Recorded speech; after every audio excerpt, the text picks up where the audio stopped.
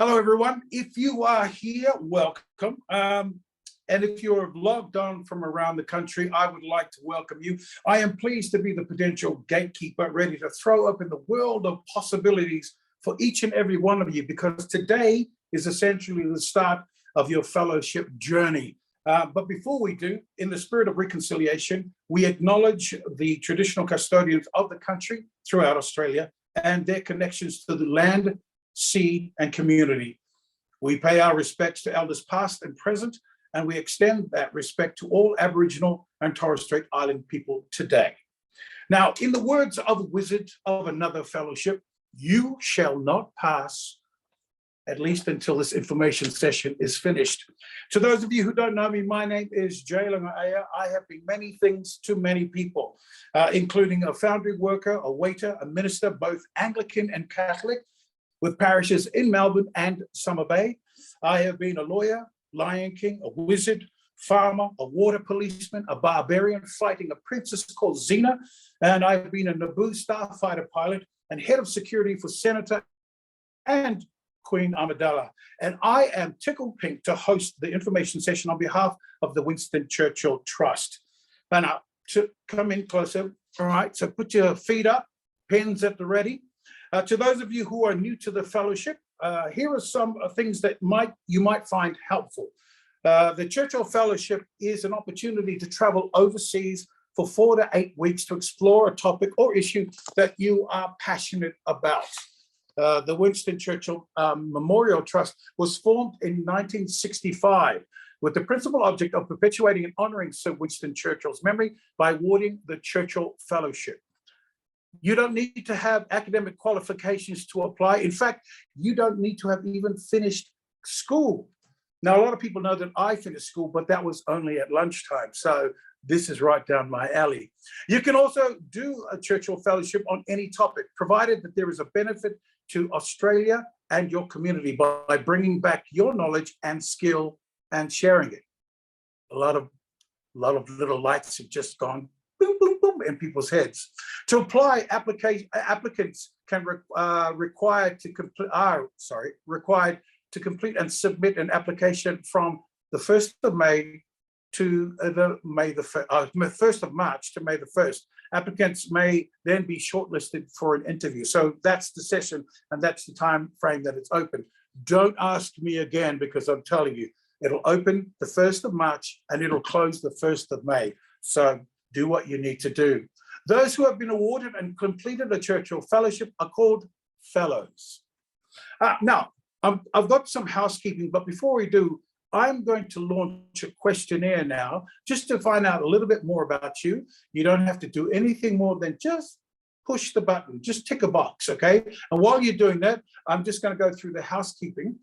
Tonight's session will be focused specifically on the arts. However, fellowship topics are incredibly diverse and broad. So it's okay if your topic doesn't quite fit under the umbrella or are anything like the speaker's topics tonight.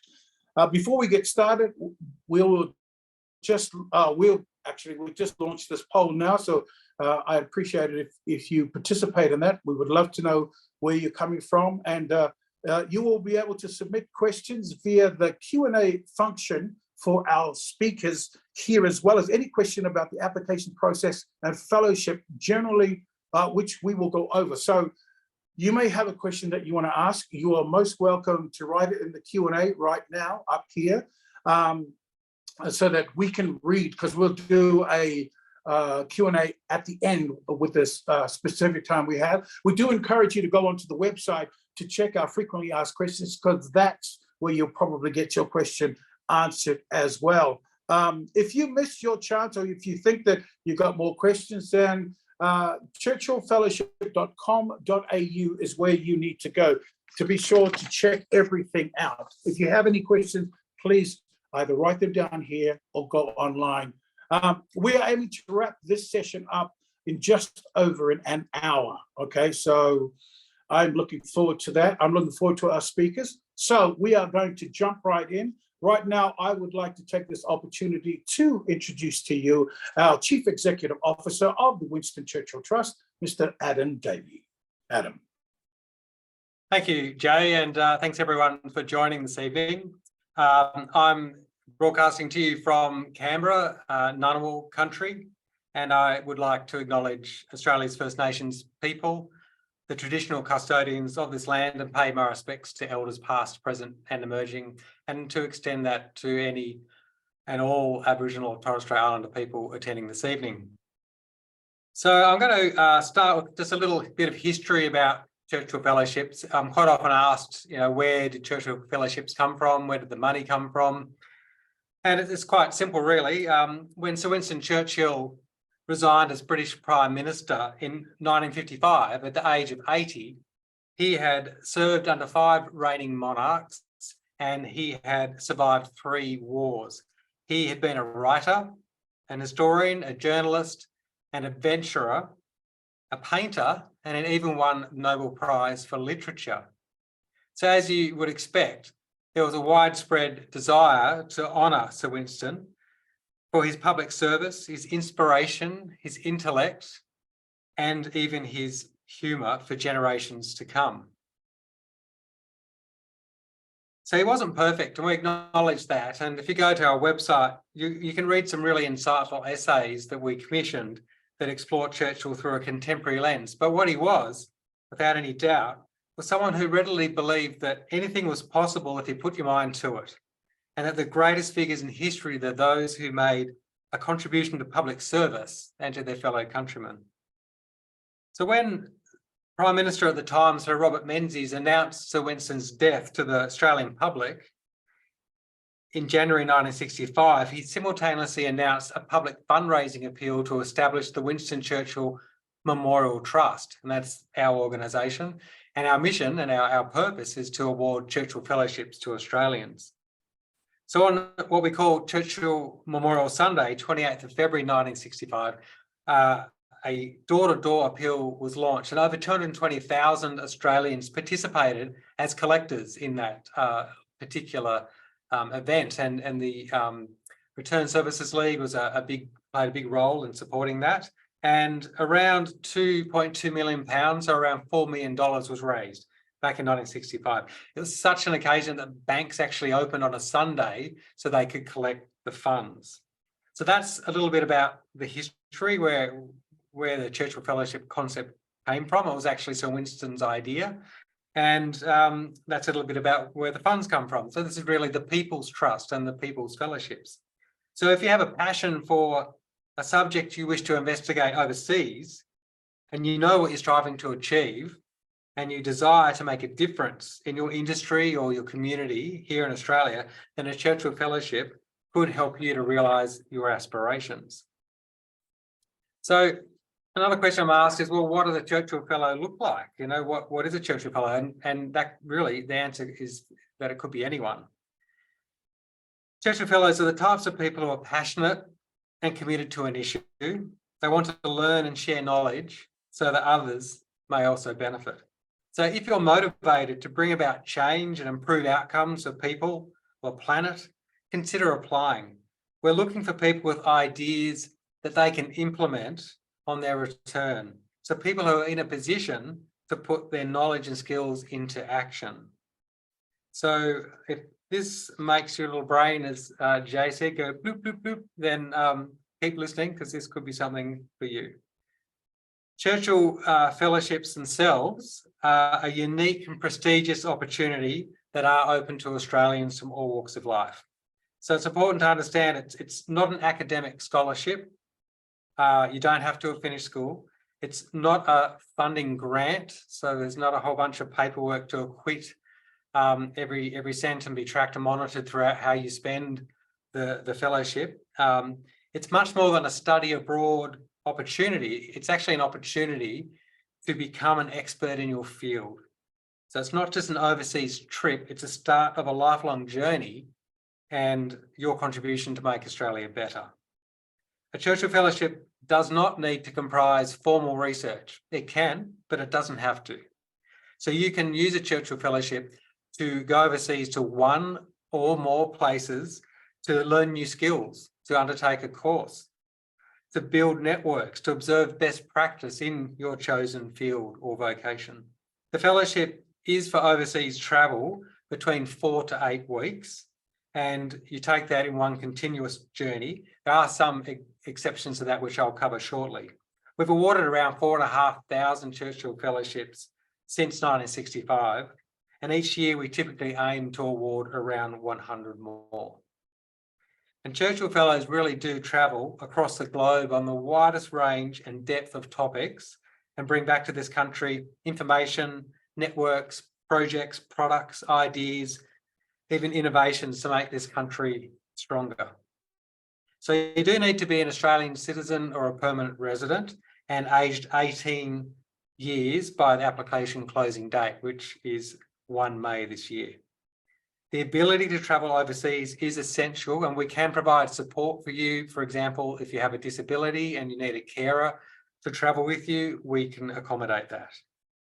We now also offer virtual research options for people who can't travel due to a disability or caring responsibility. As you can imagine, during COVID, people couldn't travel, and there were some people awarded Churchill Fellowships who really needed to get on and meet people and get on with their projects. And so we had some great success with people using video conferencing technology to effectively undertake their travel virtually. So that is an option for people who can't travel. And for people living in remote parts of Australia, we are now for the first time allowing people to apply for domestic travel. So that's recognising the challenges that there can be in very remote communities in travelling within Australia, let alone overseas, and recognising the benefits that might still exist for learning things in Australia and bringing it back to their communities. So keeping that in mind, a Churchill Fellowship's an individual project. It's not a team project. So if you work in a team and you're all talking about how you might apply as a team, you can't apply as a team. So one person applies, one person does the fellowship. You can come back and collaborate, which is fantastic, but it's an individual award. With an exception, we do now support joint applications between an Indigenous and a non-Indigenous applicant, where the project is being done together and the topic being explored or the issues are primarily First Nations business.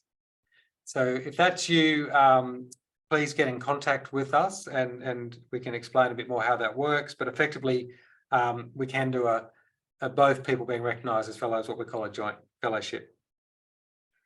If you're undertaking tertiary studies, that's perfectly fine, but you can't apply for a Churchill Fellowship that you're going to use to form part of those studies. And the reason for that is a Churchill Fellowship is a big piece of work on its own, and we want you to be focused on that project. And when you come back, importantly, to have the time and capacity to further the work in that area.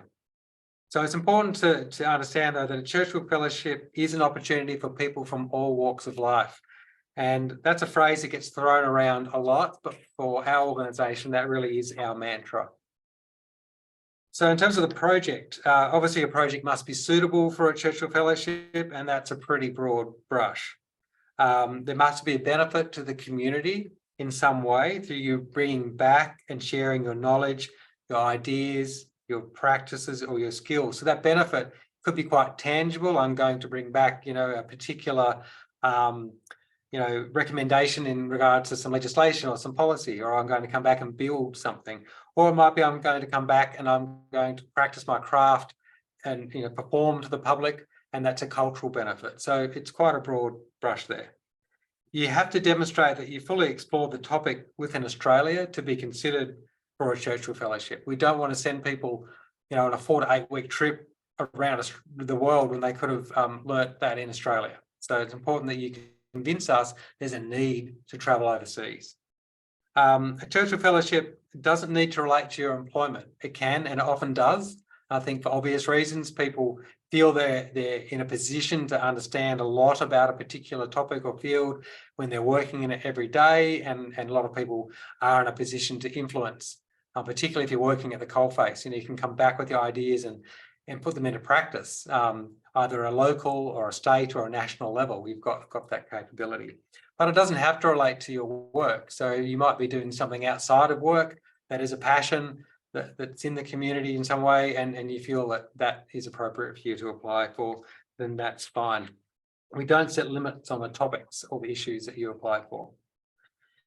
So the beauty of a Churchill Fellowship is you design your own project. So if you can think of a suitable topic, then there are no limits. It's up to you, though, to design your project, not us.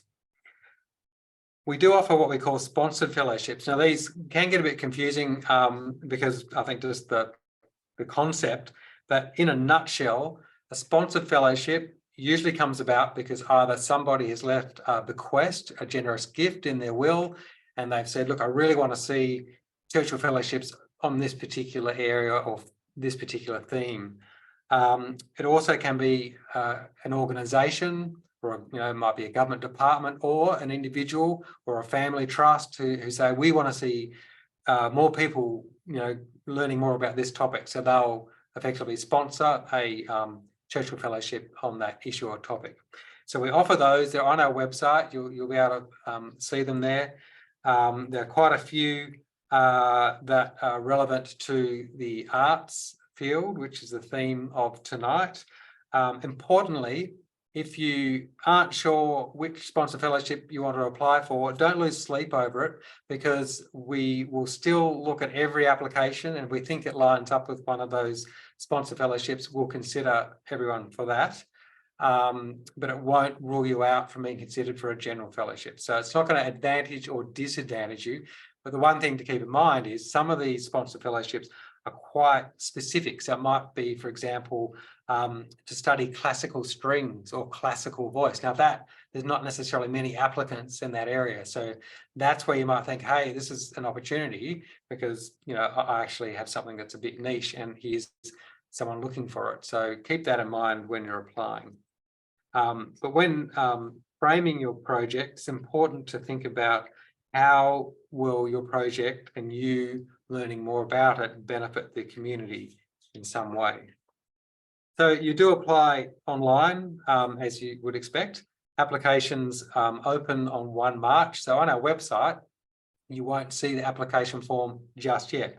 That will appear on 1 March and it'll be open until 1 May. So the online form has to be used. If that's a barrier to you, for example, you might have a screen reader that you use to access things online and it's not compatible, it's not working, or there might be another reason, contact us at the Trust and we'll work out how we can help you get your application in, because we don't want people to be unable to apply when we could have found a solution for that. Remember, you are competing against all other applicants, and we usually get, around 1,000 to 1,100 applications across the country. How are you going to convince the selectors to invest in you and your project idea? Now, I think this is a little bit exciting. This year, there's something new we've added to the application process. So you will have to do a written application, and the answers have to be succinct and clear. There's a character count, so you can't write essays. We don't want essays. We want succinct, clear answers to the questions. But you'll provide a 60-second video pitch where you tell us a little bit about yourself, what your project is, why that's exciting to you, and importantly, what will the benefit be that you see? What would you envisage the benefit to the community if you're successful? And you won't need any special tools. If you're on this webinar now, you'll have a camera and a microphone. So you can use a phone, you can use a laptop, you can use a desktop, an iPad, those sorts of things to record it. It's through our website and the form. It's very easy to use. And you can keep recording it and doing it over and over until you're happy with it and then submit it. Similarly, with the online application form, you can save it and leave it and come back, save it and leave it and come back as much as you like. So there's no sort of time pressure to doing it. You'll have till 1 May to submit. You are going to need 2 references. So one person who is a personal reference, they can talk about you and your characteristics, and then someone who is a professional reference or a project reference, someone who has expertise in the field or topic you're applying in. You can say, yep, I'm speaking from a position of experience and authority here. This is an important issue, just to back up that importance of the project. Now, there's sort of, 2 important tips for you here. One is don't leave it to the last minute to start your application. And the second one, which is really important, think about who your two referees are going to be and approach them soon. Find out if they're going to be available, if they're going away, if they're going to be accessible to do your reference over the next couple of months. The reference is done through our online forms. All you need to do is put their contact details in. They'll get text messages and emails from the trust saying, hey, you've been asked to be a referee for this person. Click on this link, go in, fill out the reference, answer the questions. So don't ask referees to start writing you a letter because you can't upload a letter. It's actually answering some questions. Now, this is the really exciting bit, the heart of the Churchill Fellowship project, your itinerary. So we often talk about, it's a bit like a choose your own adventure. You need to think about, what countries do you want to go to? Which people, which organizations do you want to meet? What do you want to do when you're there? Only you know. We can't know that for you. Only you know where those places are and why you want to go, why they're important. So we do ask you to remember it's between 4 and 8 weeks. We ask you to limit your destinations to those that will be of most benefit to your project. One common mistake is overcrowding an itinerary, which of course would lead to fatigue and lower the benefit of the overall experience. So if you've got a 4-week application and you're trying to go to 16 countries, that's just not going to be feasible. We do ask you to put your destinations in half-week blocks, and we ask you to think about, maximizing opportunities for meetings you don't know you're going to get to you there.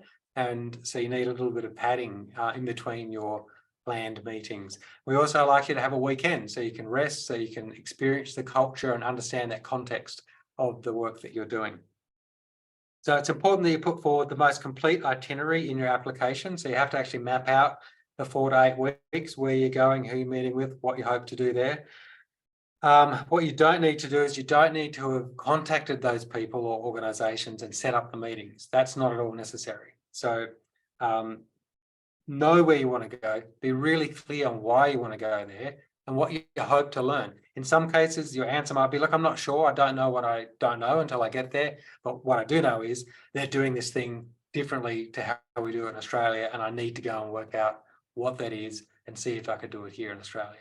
So you need to have a really clear idea. Don't just say, oh, I think that looks like a cool place to go to, and I'm not really sure what they do, but I think it will be exciting to go there. That's not going to get you over the line. You need to really be clear on why you want to go to each place. And the Churchill Trust uses that itinerary in your application. So if you're successful in the application process, we cost out your fellowship based on the exchange rates, based on the countries you're going to. So that's why it's really important that it's a complete picture from an administrative point of view. But more importantly, from an assessment point of view, you need to have the full story to convince the assessors that your application is one to support. So in terms of the way the fellowship works, all your airfares are paid for if you're successful. And you book them all through a centralised travel agency, and the trust will pay you an allowance. You book your own accommodation, you sort out all your other internal travel, you use that money to buy your food when you're overseas, you look after all that yourself. So it's very empowering. We sort of send you off on your adventure that you've designed and we've supported. So in terms of the selection process itself, we have panels and committees of selectors or assessors in each state and territory, comprising people from across a range of fields and sectors, obviously people with experience in different areas. So applications will be reviewed and then shortlisted, taking into account referee comments, which will be there. Referee comments have to be in by the closing date, or you can't submit your application. And then interviews are held to help determine who will be recommended for a Churchill Fellowship. We do prefer that people attend interviews in person, and they will be in the capital cities, but we obviously understand there will be circumstances that make that quite difficult. It could be that you are hours and hours away from the capital city, or there might be other reasons, in which case we can accommodate video interviews, by exception. It is better if you can make it in person though. The website for the trust will have the selection process detailed on there. Dates are still being decided now in each state and territory for the shortlisting and the interviews. So we'll make sure that you're informed about those, and they'll be up on the website. So it's a good idea to keep an eye on that and try and block out those dates in case you get shortlisted, so that you don't have a diary clash. Around about half of the people who are interviewed tend to get a fellowship. So making an interview is a significant achievement. The odds are pretty good, but it is a competitive process. Yes, you can apply again if you're not successful this year. So it won't go against you to apply and not be successful. I've met many a Churchill Fellow that's got their fellowship on their second or even third application. The selections, the interviews will all be done by the end of July, and then our board meets in September and a final decision's made on the 100 or so. And this year, I'm pretty excited that we're going to be bringing all successful applicants in to Canberra. I think it's on the 6th of October for a onboarding session. So you can all meet nationally as a cohort, and we'll provide some training and other things that are going to be very valuable for the fellowship experience. So we're often asked for tips about the selection process, and I'll go through some in a moment. Probably the most obvious and best tip I can give you is to read and address the selection criteria, which is available on our website. Use as little jargon as possible and be clear and succinct. So in terms of the selection criteria, there's, I guess, two halves to how we assess the project and the person. So in terms of your project that you're proposing, think about what's compelling about your project. Is there a burning platform? Is it something that's really time sensitive? Like now is the right time for you to be doing this? Specifically think about the benefits. Who's going to benefit and why if you get this opportunity? And make no mistake, if you get a Churchill Fellowship, it will benefit you. It's transformational. People always say it's life-changing, and that's great. But think about beyond you, who in the community, who else will benefit from you coming back with this Churchill Fellowship, new knowledge, new skills, whatever. Your itinerary, you need to show a need to travel overseas. I've said that before, and I'm saying it again for a reason. We're thinking, why are we sending you overseas? Can't you go to Melbourne to do that? Our assessors are pretty good on the internet. They'll look up if they don't know what your project is, because it's very niche, and they'll see who's doing what in Australia. So they do, spend a bit of time researching these issues. So you need to be very clear. Look, I know what's happening in these states here in Australia, but that's not happening in Germany or Ukraine or wherever you're going. Probably not Ukraine right now. So think about who you'll be speaking with and why, and be able to tell us a really good story about that. And achievability. We need to believe that you're in a position to achieve what you set out to do. So make sure your project is realistic in terms of what you think you can achieve. So if you make it something that sounds really unachievable, then that's going to put a question mark over whether we'd fund your project. In relation to the personal aspect of your application, why you? Like, why are we going to send you? You need to convince the selectors that you're the right person to undertake this project. And that often enough, and it sounds a bit corny, but passion is something that if you get to an interview and you're passionate about your topic, and we just know that you're really genuinely committed to whatever it is that you're looking at for your project, it's going to shine through. But the trick is getting that through in your written application. So, this year I said there's a video component that might be helpful for some people to get that passion through. How are you best placed to come back and implement change or influence others? So it's really important to be able to tell a story about, if I'm successful, this is how I'm going to share that information and knowledge. This is how I'm going to influence these systems that I'm trying to change. So, or the practice, that's happening in Australia. This is how I'm going to change it. So you need to be really clear on that. Don't just say, look, I'll publish an article in a professional journal, because, these fellowships are worth around $30,000 on average. One article in a professional journal and job's done is not what we're looking for. You'll be expected to create some kind of quality report on your return, and that doesn't have to be a massive written document. It could be a video or a podcast, a whole range of ways we'd like to see people communicate their experience, what they learnt, what they observed, and their recommendations for Australia. Now, we also offer a lot of post-travelship opportunities now. So to help you in sharing your findings, you can apply for additional funding to help you disseminate your learnings. There's leadership programs. We offer funding to help you implement, so impact funding, to implement your project ideas on the ground. So it's quite comprehensive. It's not just the overseas travel component. But, you know, it's not an overseas junket or a holiday. It's an investment in you and your passion and energy. And we know that if you're successful, you'll keep giving back. So remember, just finally, it's a very competitive process. Churchill Fellowships are prestigious. They're well funded. They're hotly contested. They open doors overseas and they open doors in Australia. That's not a reason to be shy. It's a reason to put forward your best effort into your application. So if you want one, you're going to have to put the effort in with your application.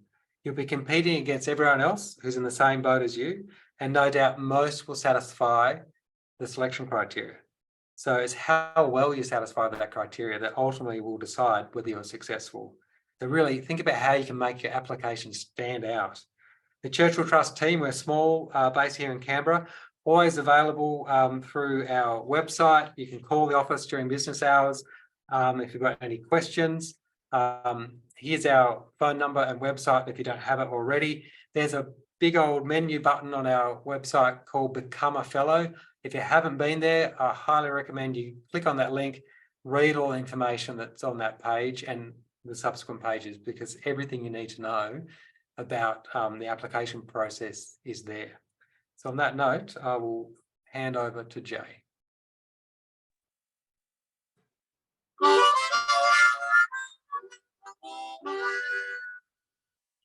That's just for all those arts people out there that may have just drifted slightly off. Now that I have your attention, thank you very much, Adam. Lots to see, lots to do. The first and an obvious reaction that I can feel, it's palpable through the Zoom lens, is people going, surely that's not right. Surely it can't be that simple. You will find in life that the most simplest things are the most complicated things. The simplest things are basically things that we think we can do.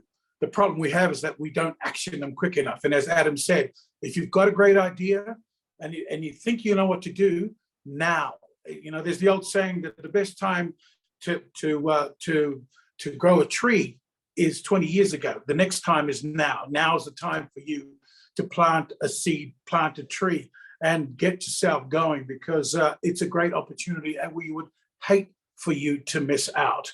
Now, I would like to introduce one of our two guest fellows who have graciously agreed to come and have a chat to you about their journey. Our next speaker is Kylie Johnson, who is dedicated to creating beautiful and quality handmade ceramics. Author, studio, and gallery owner, Kylie works in all of its varied forms, sells in over 40 stores and galleries in Australia. Now, Kylie was awarded the Churchill Fellowship in 2017 to study the Japanese art of kintsugi and explore successful modes of gallery spaces for ceramics. So, ladies and gentlemen, wherever you are, please welcome Kylie.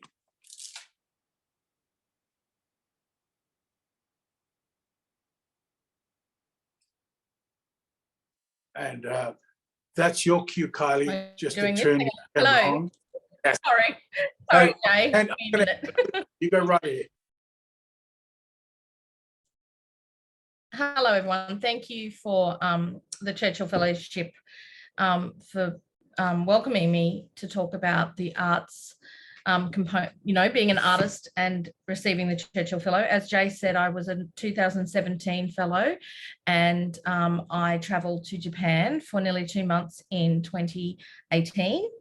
And as mentioned, when I applied, I had been at a point in my career where I really was hungry for learning more things about. I had already established a small gallery here in Brisbane with a 20-odd year ceramic career behind me, and really wanted to learn more about. I'd already travelled to Japan a number of times, but really only as a visitor and, you know, a buyer and observer.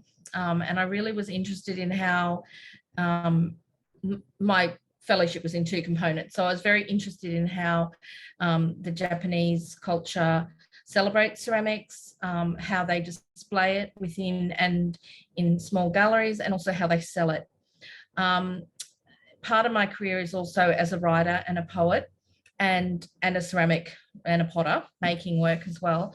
So I was really interested through the years. I've studied a lot of just personal study within my career on writers and poets and potters in Japan, and had come across a number of techniques through the time. And I really had a desire to learn more about their repair. And it's become so much more common in the last sort of 6 or 7 years. When I first applied, kintsugi was mentioned every now and then on television shows as a metaphor. And when I went searching for, I had this passion to learn it.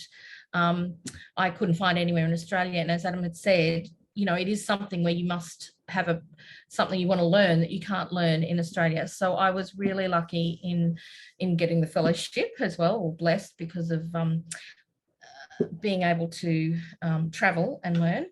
So for those of you that don't know kintsugi, it is actually the repair of ceramics.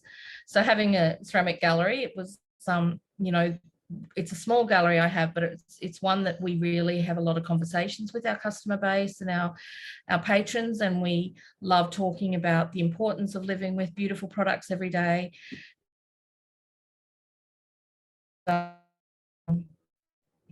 So I really felt very grateful to be able to go and learn kintsugi. So I was able to learn from two different teachers, and I wasn't sure I'm sure Adam mentioned this, but that the fellowship also, paid for those courses within my fellowship, which was so wonderful because I own and run my own business, and I have staff, and I, run ragged. But I couldn't, in my head, afford to take time, and I couldn't afford to travel to learn such a thing. So it was such a blessing and a gift to be able to go here. We trust, we believe in what you're doing and what you're promoting, and we'd love to let, to give you the opportunity. So I'll just hold this up. This is kintsugi. This isn't a piece I've made. Mine are on loan at the moment for an exhibition, but this is a very old chawan, like an old tea bowl it's about nearly 200 years old. And this has been repaired with the very traditional technique called yurishi, which is a tree sap. And something like this can take weeks and months to repair. But that beautiful Japanese philosophy that if something is broken, it doesn't need to be thrown away, which is not just environmental, but also very philosophical, and that beautiful belief that if something is more beautiful because it has been broken. And, I've always joked that bones break, hearts break, and clay breaks. So I really love the idea that we can repair. So as I said, during that time, it wasn't as known a word. It seems to be a bit more in the zeitgeist now.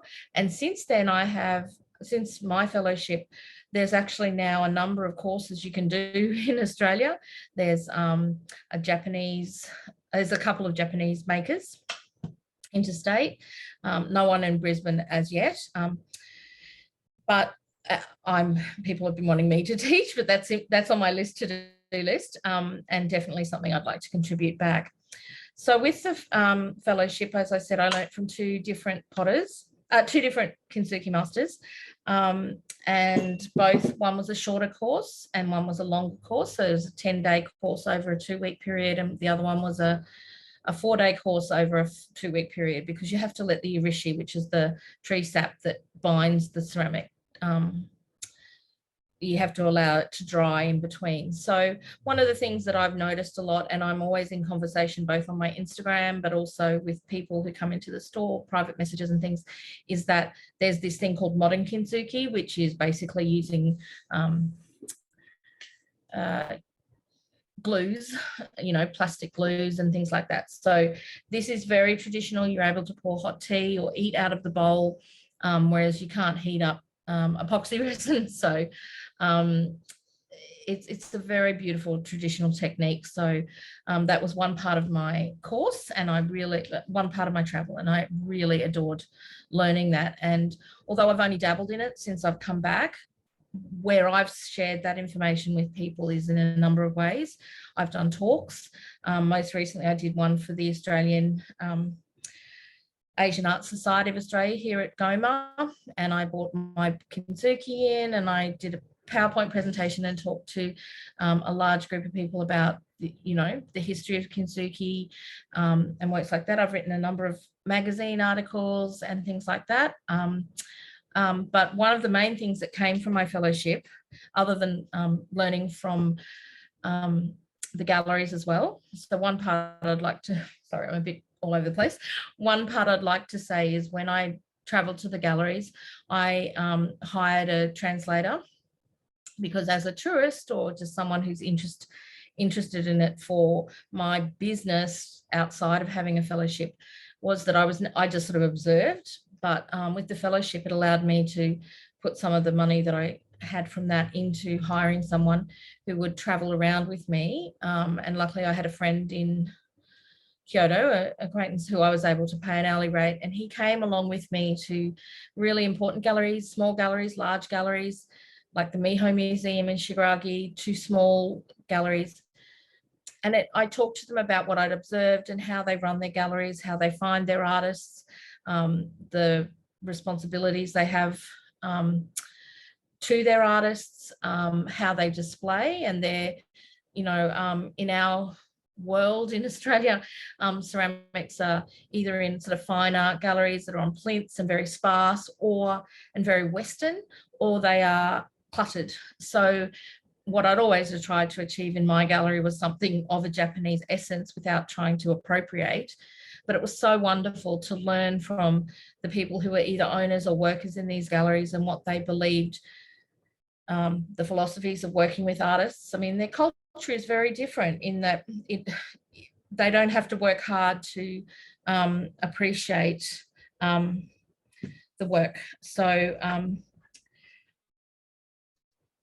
one of the wonderful things that came from my fellowship, though, is my sister and I got a book deal. It came from my beautiful travels previously, and also with the fellowship and my knowledge of the all the galleries we visited. So I was able to revisit some of those galleries and put them in our book.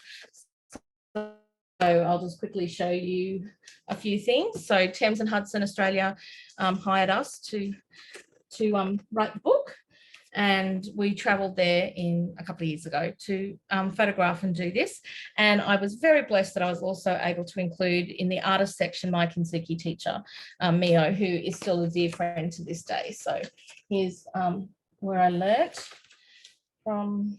There's her pages. So anyway, this is my beautiful book with my sister. That's it's called Utsuwa, of Japanese Objects for Everyday Use, and I definitely acknowledge the Churchill Fellowship in the back of the book as well, because it was formation of some beautiful work. So yeah, that's me.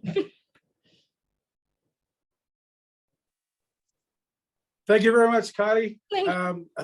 Thank you very much for that. That was fantastic. We're going to move quickly along to our next fellow, and we are very, very lucky to have her here, Simone Slattery. Now, Simone is passionate about music from a wide range of areas. Simone is an Australian violinist and one of the country's most versatile young musicians and performers. Well, we'll see if she can play The Devil Went Down to Georgia. But still, Simone was awarded the Dame Roma Mitchell-sponsored Churchill Fellowship in 2018 to develop new specialized skills in historical violin performance as both performer and educator. Ladies and gentlemen, please welcome Simone. Thank you, Jay, and thank you to the Churchill Trust for inviting me to join you guys today. It's so amazing to see so many of you here. So I will share my screen. There we go, I hope you can all see that. So yes, I'm Simone, and I'm a classical violinist, as well as a pedagogue, part-time composer and arts curator. So I freelance as a performing violinist around Australia and overseas, and I also run my own arts company called the Bowerbird Collective, which brings together art and science to tell nature stories and amplify conservation messages. So my Churchill Fellowship focused on the art of historical improvisation and the impact of historical improvisation techniques in modern day music performance, and in particular in music pedagogy. So very briefly, I'm referring to the art of improvising or extemporizing cadenzas, ornamentation, preludes, fantasias, the list goes on. This was very much common practice in the Baroque and classical periods, but sadly is a skill that faded with time and is only being rediscovered, or rather re-explored, in recent decades. So I concentrated on Europe for my fellowship studies as a mecca of great musical minds. Traveling between England, the Netherlands, Germany, Switzerland, France, and Italy, I had lessons and meetings with a diverse range of performers and pedagogues from wildly varied musical backgrounds. I attended workshops, masterclasses, and courses, and I watched and listened to dozens of concerts. I studied with violinists, of course, but also with keyboardists, recorder players, cornetto players, flautists, jazz musicians, classical musicians, musicians whose knowledge made me weak at the knees, or whose exercises had me in sweats of concentration or else hysterical giggles. And I returned home with a wealth of newfound knowledge and ideas far beyond my expectations. So not only had I been given an opportunity to drastically improve my own improvisation skills, but I had been gifted with a treasure trove of exercises and techniques to gift on to others, and a far greater understanding of just how impactful and enlightening improvisation can be for students. From the youngest beginner through to the most seasoned professional, there is something for everyone to learn through improvisation. And as a side note, it's been proven that music fires the most neurons in the brain simultaneously. So I can only imagine that improvising music takes that to a whole new level. And you really feel that when you're improvising. It's scary and wonderful. Since my fellowship, I have been slowly integrating the key ideas and exercises that I learnt into a workbook for fellow curious musicians and students, which is close to completion and which I hope to publish later this year. I have also taught improvisation workshops around the country, from here in Adelaide to the central coast of New South Wales to Denmark and southwestern Australia. I've given many online lectures and private mentorships, and have integrated the ideas and concepts and knowledge gained during my fellowship studies into my ongoing performance and pedagogical work. So I thought I'd give you my top tips when applying. This is a once-in-a-lifetime opportunity, and as Adam said, and I'm sure it goes without saying, focus on an area that you are truly passionate about and one which you cannot necessarily study fully here in Australia. The more motivated you are to seek new knowledge and the more passionate you are about your topic and why it is of value, the more compelling your application will be, and in particular, the more compelling your interview will be, or your little video presentation. As for the interview itself, choose a style of presentation that suits you. I remember arriving at the interview waiting room and the applicant before me had written out very detailed cue cards. And I thought, oh my God, I should have done that too. But I'd opted for a more conversational approach, and I'd taken my trusty violin to play something. As it happens, we were both selected as fellows, so it turns out there's more than one way to go about your interview. And also my top tips for embarking on your fellowship. Again, this is a once-in-a-lifetime opportunity. Go early and go for as long as possible if you can manage. Maximize this extraordinary opportunity by giving yourself some days to get over jet lag and mentally prepare yourself for the journey by arriving in your first destination a little early. So I decided to arrive in London a full week early, which gave me time not only to adjust to the new time zone, but also to reread all the books and sources I'd been studying in preparation for my journey, such as publications by the mentors I would be studying with. And this made a really big difference to how I felt mentally going into my journey. Again, stay for as long as possible. And as Adam said, don't be afraid of leaving some gaps in your schedule for spontaneous opportunities that might, or rather, I think definitely will, come up along the way, as they are often the most rewarding parts of the journey. By putting myself out there, by meeting interesting people, by being open to learning, I had all sorts of unexpected opportunities arise in my 2 months away, and I'm sure it would be the same for all of you. As an extra bonus tip, to facilitate this level of spontaneity at times in my journey, I opted to travel by train, which is very easy in Europe, and to get a U-Rail pass rather than having specific flights booked well in advance. So this allowed me to travel to the majority of my destinations with incredible ease and spontaneity. And I also used the train journeys to continue reading books and sources on my topic, and it was very relaxing and wonderful. And further to this, go beyond your comfort zone, embrace opportunities that might seem too hard or too new or too left of field. These experiences might leave you feeling, as I did on several occasions, like your brain is melting out of your ears. But if you've got that far, you're ready, and it might just prove to be the most enlightening moment of your journey. So I'd like to take this opportunity to thank again and express my immense gratitude to everyone on the Churchill Fellowship team for supporting my journey and my learning.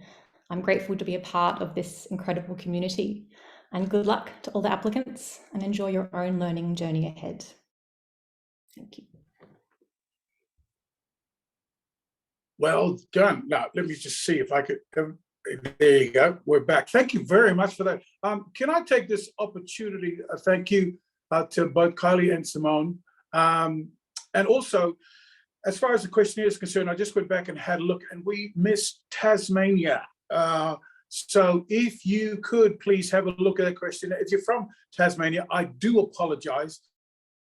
Can you just, tick the box? My bad. I can't be brilliant all the time.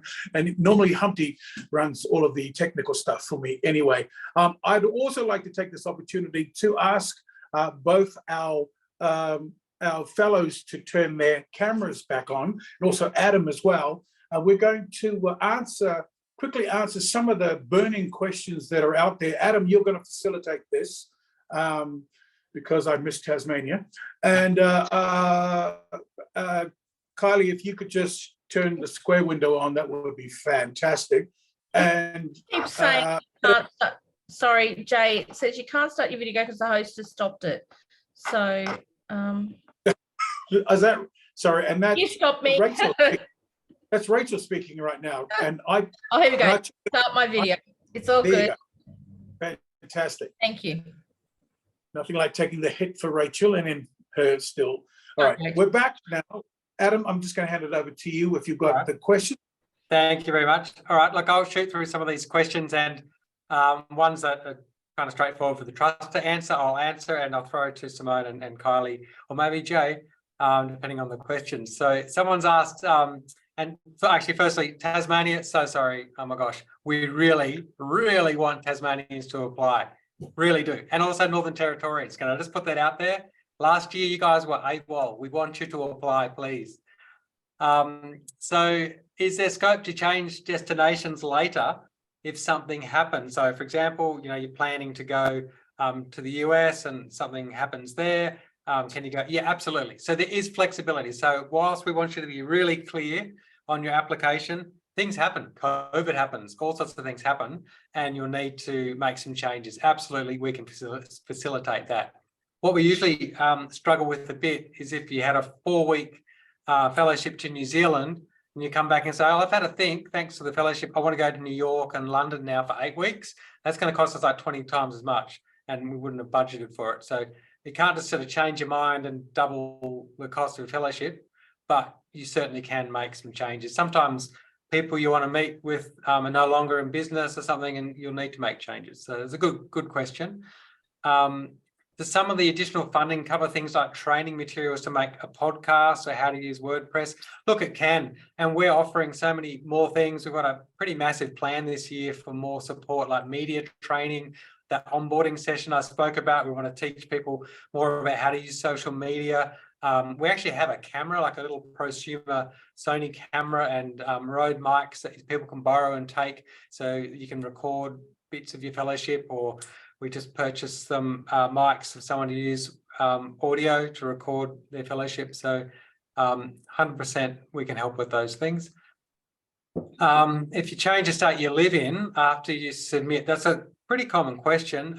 Will it affect your eligibility? No, it won't. Look, just put your application in where you're living. If you're temporarily somewhere and you know you're moving back to another state, you're probably better off putting where you think you actually live. But look, it doesn't matter. These are national. We assess them at a state level, but they're available to all Australians. Do you have to complete your travel and your project in the same year? So how it's going to work this year is we're letting people go from 1 November. So you'll find out that you're successful in sort of mid to late September.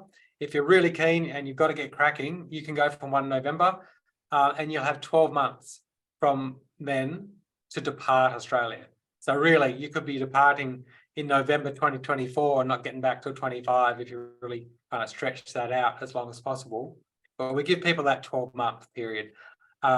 Sometimes things happen, people change jobs and, or they get pregnant or whatever, and they say, I need an extension. We can give people an extension for 12 months to accommodate all those sorts of things that do happen to people as well. Adam, could I quickly ask our fellows, how long all up was your trips away? Simone, how long was your trip away all up? I think I ended up being away for 3 months, but that was me extending the trip a bit beyond the technical fellowship on either side to maximize the experience. I'm lucky that as a freelancer, I could just sort of create that space in my schedule. I know that other people can't do that for various reasons, but that was an incredible opportunity for me to just go and really embrace it and just get the most out of the experience by being there as long as possible. So I think it was around 3 months all up. And what about you, Kylie? I did 8 weeks. Is it 8 weeks? Yes, I did the maximum. And unlike Simone, although I do have my own business, I had to kind of schedule in. I had to really be considerate of what time of year I could go, because Christmas is our big time here. I had to just maneuver it around a small business and my staff, and that they were able to lock in and pretty much run my gallery and everything for 2 months. So yeah, I would have loved to extend it, but like Simone said, you go and you just immerse yourself. So it was 8 weeks for me. I think that basically for me, the feedback from that is basically, if you're not willing to invest in yourself, then why should anybody else? The fellowship itself will give you a certain amount of money. Now, if you also have a certain amount of money that enables you to, yes, and create more opportunities for yourself, then, stay away for 3 months, stay away for, however long. I think it's a great opportunity, and it's there at your beck and call, really. Thank you, Adam. Absolutely, no, good one. So someone has asked, although applicants don't have to make contact to set up meetings, would it help to do so? I think in terms of the application being assessed, look, I think it depends on who you're meeting with. If you've got really big aspirations and you want to meet with, I don't know, someone famous or Jay, we might go, do you think it's going to happen? So if you've got those sort of meetings where it looks really aspirational, it might help to say, look, I've actually contacted them and they will meet with people like me, or if I get the fellowship, they said they'll meet. But generally, we don't expect that at all, so it's not required. And if you're going to a country where the English language is not the native tongue, you might want to get a translator. We can provide some funding to help you with that. And in fact, I would encourage you to go to countries where they don't speak English as their primary language, because most people do go for obvious reasons to the UK, the US, Canada, New Zealand, which is great, but there's a lot of other countries out there doing things differently that you can learn from. And I'd love to see people going a bit further afield if they can. Aidan wants to do a fellowship on improvised theatre. What do you guys think about that? It was more of a statement than a question, I think. Go for it. Thumbs up. With improvised theatre, it's always really interesting because there has to be a purpose to that. It is, improvised theatre is, I want to play on a soccer field. You've got to be able to go, what kind of improvised theatre, whether it be, theatre sports, whether it be, masks or whatever, because I think that will benefit, especially because there's a lot of forms of improvised theatre. The interview process is a bit like improvised theatre, I think, sometimes. So be ready for that. Bit like what we're doing right now. Exactly. If you've been shortlisted previously, are you able to apply with the same concept? Yeah, absolutely. Adjust it, refine it. Like if you applied last year or 2 years ago, you've probably done a lot more and things have changed. So refine your proposal and absolutely put it in again. There's no reason to not do that if you're really committed. So someone has said they've seen a few people on the list of fellowship recipients who've researched a novel or a play or other small scale work. Do I have any insights into how this project can demonstrate its public benefit? Or over to maybe our fellows, or Jay, what do you think? How would researching a small scale work, a play or a novel, that kind of project help demonstrate public benefit?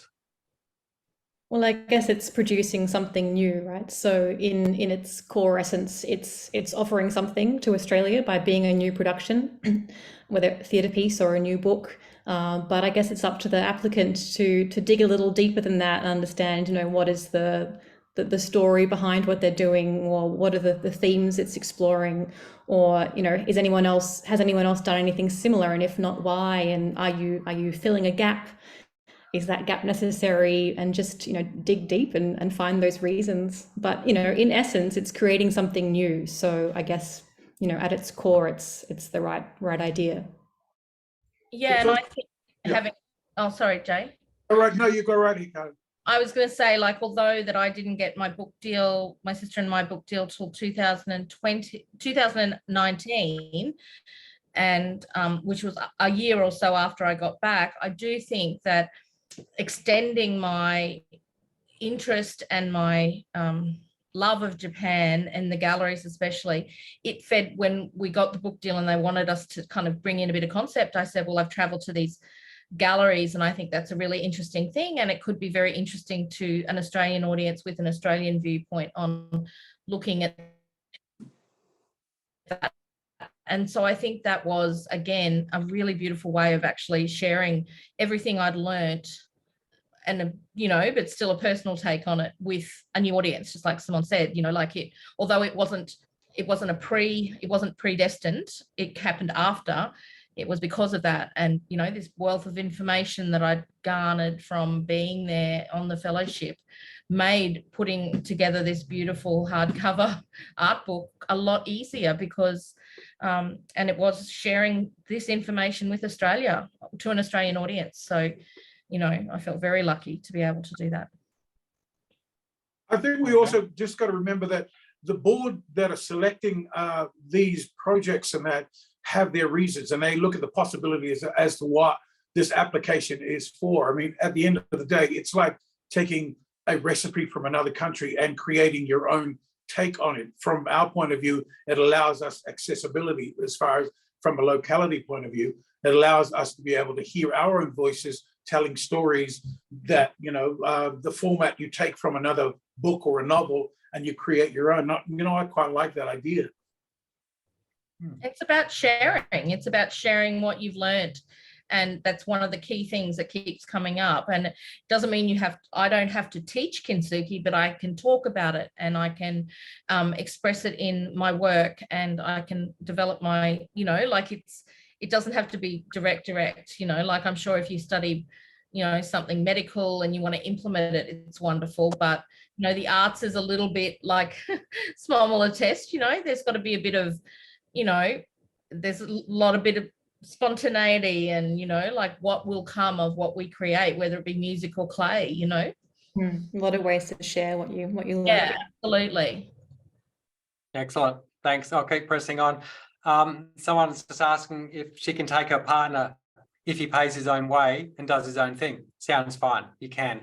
Absolutely, that's up to you. Some people, I always say that some people choose to take their kids. Some people choose to leave them behind. That's entirely up to you, what you want to do and what support you've got. And someone else, a related question, wants to know if there's space when they're abroad to stay in that country a little longer outside the sponsorship. As Simone said, you certainly can. You know, we encourage people, if they can afford it, the time off and they can afford the extra time away, please, you're welcome to do that. And Robert's asked if any of the funding can cover equipment. Probably not the funding for the fellowship itself, but the impact funding that we offer, for example, there's a fellow in Western Australia who's bought a whole bunch of technology. He's an engineer in a hospital, and he's setting up a room for people who are wanting to leave hospital and they might have had an amputation or something like that, and this assistive technology. He's bought all this equipment to let them try it out. It's a really, really interesting and cool project, and so we did fund that as part of our impact funding. So we can do it that way. And someone's asked regarding the point the project for your fellowship application can't be part of an externally funded project if the organisation you work with is funded, but the project is not. Is it eligible? Absolutely, yes. That's not a problem. So, and in terms of the what does the fellowship cover? It does cover flights. It covers your hotels or Airbnb or whatever you do. Food expenses. There's a little bit of extra cash to cover visas and SIM cards and things like that. So that is all covered. All those things you put in your question. What I would say is, it's also very flexible. So you might have friends or family overseas, or you might have a really good relationship with an international colleague you've met online and you trust them enough or whatever to know that they might say, come and stay with me, and in which case we don't say, oh, give us the money back for the accommodation. That's yours. If you want to stay and take advantage of family or friends or people you trust, you can do that. And then you can use that money for other things or buying them a gift or something like that. That's up to you. It's your funds. Or you can upgrade if you can afford to, like a 5-star hotel if you really want to.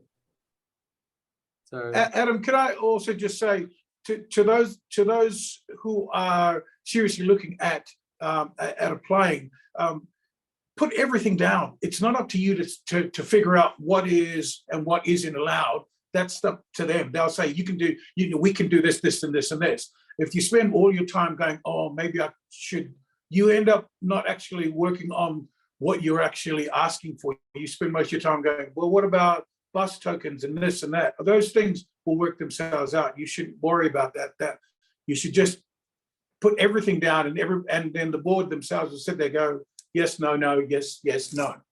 Yeah, that's pretty much it. Yeah.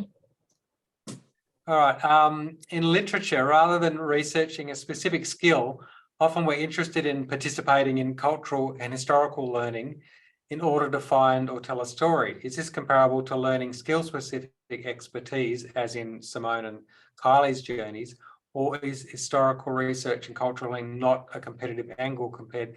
Look, you can't compare them. I guess, we've said in the past, and we've promoted the fellowships from plumbers to professors. So we get people looking at Legionella in air conditioning and how you might address that. And we get people working out how to do brain surgery on people while they're still awake. You can't compare those two things. So they're both valid, right? So I think what you're talking about there in terms of wanting to do cultural and historical learning, that's as valid as doing a skill-based thing. So yeah, absolutely. That's the case. This is an interesting one. To what extent do we seek to align with the national cultural policy that was just announced recently? Would you prefer participants to go to particular locations to aid cultural diplomacy? And as a second unrelated question, are you able to take dependent children? Oh, okay, so the first part of the question is, I suppose, for the Churchill Trust, we fundamentally administer these fellowships. It's not up to us to set. We're not, government, a government department, and we're not aligned politically or anything like that. I would say probably it sounds pretty smart if you're thinking, which we are, about the potential impact of investing in you and your project. If you said, look, this new national cultural policy, my project actually really aligns with that, And I think that's really important, because what I know is there's funding coming down that avenue. There's other things that will probably make it likely that I can make some impact, and that's a really good story to tell. So I think that's probably all I can say on that one. We wouldn't guide you, but I think that's good thinking. Adam, I have a question. With the fellowship itself, if you got the fellowship, can you apply for other funding to aid your fellowship, to bulk out your fellowship, or is it just that fellowship and whatever you've got in your bank balance? Yeah, look, we don't want people to bulk it out, as you put it, with another funding source, because it kind of dilutes the Churchill Fellowship, and your time could get, your obligations on those other funders might become bigger. So we really want it to be fellowship. It's enough work in itself, I suppose. The answer is no. But those funders can come to us and they could sponsor a fellowship. We'll work with them on that. Or you might get someone to fund, to focus funding you after you come back to help you do more with it. I think that's okay. And so the second part to Robert's question was, are you able to take dependent children if you're the primary carer? Well, you can. We obviously can't fund them, but if you've got children, they'll probably stay in the same accommodation. So you've got some savings there. And we do offer, it's called a dependence allowance. I won't try and explain it here, but effectively, if your household income drops by 50% because you're going away, you can get some extra funding to help you with that as well. But I'd suggest you contact the office if you want to find out more about that. David asks, how likely is a 68-year-old man to be successful? And he's all for the younger generation and it's their turn. But I think, however, he's a late starter in his field. Look, short answer, we've awarded people older than you, David. So I think that might answer your question. We don't have an upper age limit. I think if you are demonstrating that, you're passionate and capable and you're in the field and you can do something with it, then bring it on. Like, we absolutely don't have an upper age limit there. All right, sorry, I keep on going through these questions. Does the topic need to fit in a very specific sector? If it cuts across them, don't worry. We have 7, I think it is, categories like health, arts, education. Look, that's to help us firstly know, are we getting a good range of applicants at a high level in the categories, and secondly for our assessors to make sure the right people are assessing your application. Just put it where you think it fits in our application form. If our panel looks at it and goes, oh, this is more of an arts thing than a health thing, then they'll give it to our arts assessors and say, can you have a look at this one, because we think you'll do it more justice. So don't worry about that too much. Cool. How much time approximately do you need to complete the online application? Oh, well, how long's a piece of string? The hardest bit is we do have a character count on the answers, so you need to be able to refine your words down. And some people find that takes a bit longer than others. So I reckon you'd probably want to give yourself several hours to put it together. It depends how much preparation and thinking you've done beforehand, really. So it's a bit of a piece of string. I don't know if Simone or Kylie want to mention how long they think theirs took them.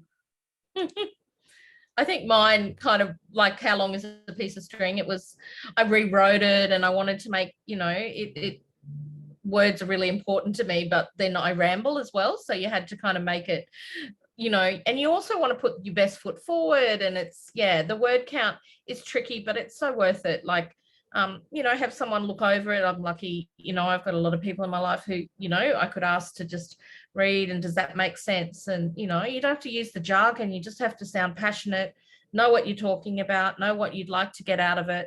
And, be hopeful in what you're talking about too, going, I think being hopeful and, putting the best foot forward is really, in as few words as possible, is the main thing.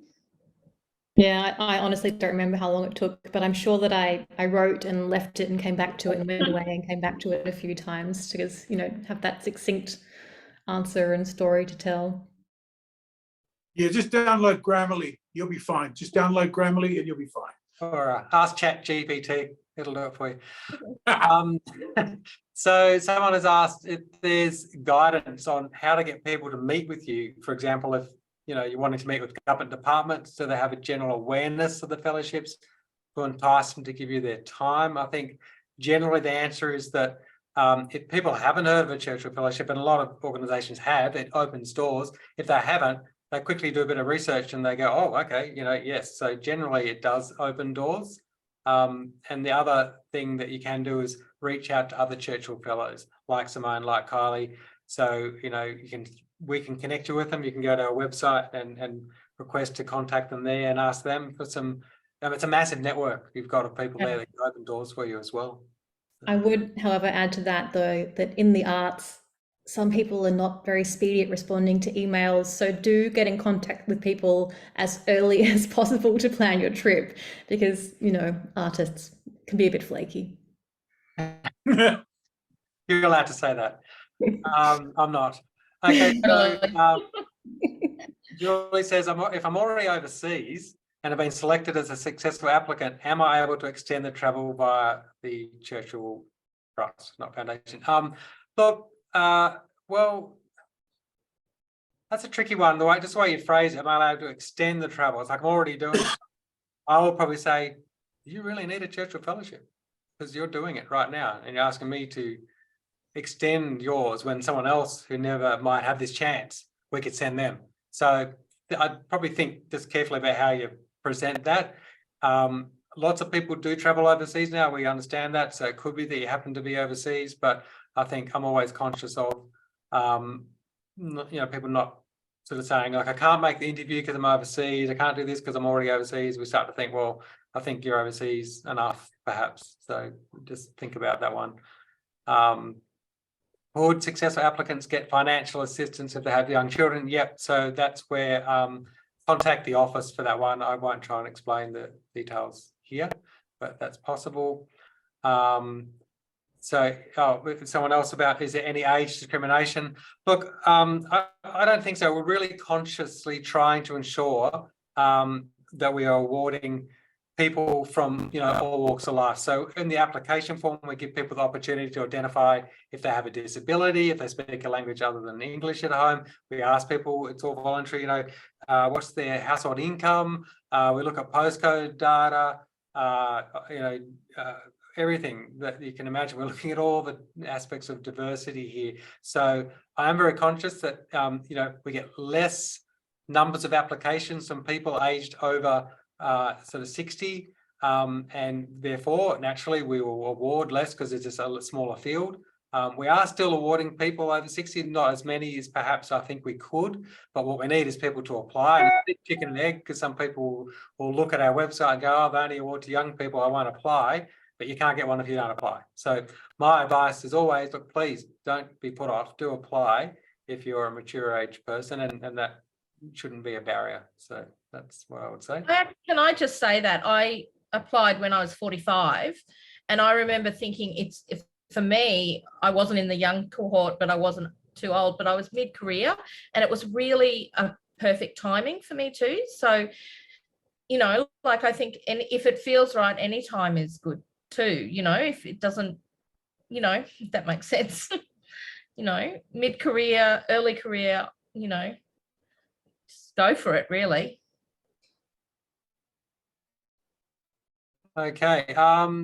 Sorry, there's lots of questions still coming in, and I think we're over time, so we might need to end it there. We'll collect these questions and answer them at a later date. I think make them available on our website. I think that might be it then. So thanks. Yeah, we should. Yeah. Go ahead.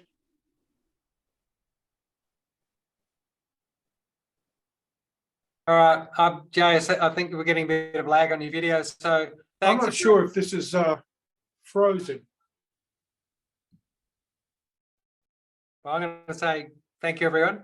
Have a good evening, and we have recorded this session, so you'll be able to watch it again, and we'll try and put up answers to your questions online. Otherwise, please get in touch with us directly. So thank you, and thanks, Kylie, and thanks, Simone, and